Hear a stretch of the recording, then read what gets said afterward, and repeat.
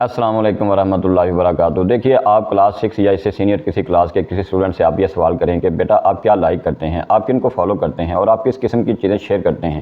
اور آپ یہ تینوں سوال اکٹھے کریں اور یہ تینوں فقرات جب آپ بولیں تو آپ اس میں موبائل کا تذکرہ نہ کریں، آپ اس میں سوشل میڈیا کا تذکرہ بالکل نہ کریں گا۔ وہ فٹ ان تینوں الفاظ کا تعلق، ان تینوں فقرات کا تعلق وہ سوشل میڈیا سے جوڑے گا۔ وہ آپ کو بتائے گا کہ میں اس قسم کی پوسٹوں کو میں لائک کرتا ہوں، میں اس قسم کی پوسٹوں کو اور ان افراد کو، ان شخصیات کو میں فالو کرتا ہوں، اور پھر میں ان کی کچھ چیزوں کو میں آگے شیئر کر دیتا ہوں۔ اچھا، آپ اسی بچے سے آپ یہ پوچھیے کہ بیٹا آپ نے کبھی قرآن کو لائک کیا ہے، آپ نے کبھی قرآن کو فالو کیا ہے اور آپ کو پتہ ہے کہ قرآن کو بھی شیئر کرتے ہیں، تو وہ آپ کی طرف ایسے حیرانگی سے دیکھے گا جیسے آپ کے سر پہ سینگ نکلا ہے۔ اچھا، پھر آپ اسی بچے سے آپ یہ سوال بھی کیجئے کہ بیٹا کیا آپ اپنے والدین کو بھی لائک کرتے ہیں؟ اگر آپ ان سے یہ سوال کریں کہ آپ اپنے والدین کی اچھی باتوں کو شیئر کرتے ہیں، بچہ حیران ہو کر آپ کی طرف دیکھے گا کہ یہ کس قسم کا سوال ہے۔ دیکھیے، بچہ ہندو کا ہو، بچہ عیسائی کا ہو،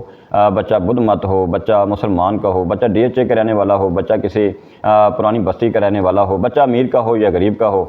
سب کو یہ بات سمجھ آ چکی ہے، اور ان بچوں نے یہ یقین کر لیا ہے کہ لائک، فالو اور شیئر کا تعلق سوشل میڈیا کے ساتھ ہے۔ سوشل میڈیا اور موبائل سے اور فیس بک سے اور واٹس ایپ سے اور سوشل میڈیا کے دوسرے چینل سے جو حاصل ہونے والا علم ہوتا ہے اس کو ہی لائک کرتے ہیں، اس کو ہی شیئر کرتے ہیں، اس کو ہی فالو کرتے ہیں۔ ہم یہ کہتے ہیں کہ چلو عیسائی بچوں کی ہم بات نہیں کرتے، ہم بدھ مت بچوں کی بات نہیں کرتے، ہم ہندو بچے کی بات نہیں کرتے، لیکن ہم یہ کہتے ہیں کہ مسلمان کا بچہ جو ہے وہ یہ جواب کیوں دیتا ہے؟ تو مسلمان کا بچہ یہ کیوں بھول گیا کہ اس نے کس چیز کو لائک کرنا ہے، شیئر کرنا ہے اور فالو کرنا ہے؟ وہ یہ سبق کیوں بھول گیا کہ اس کا سب سے پہلا سبق جو اس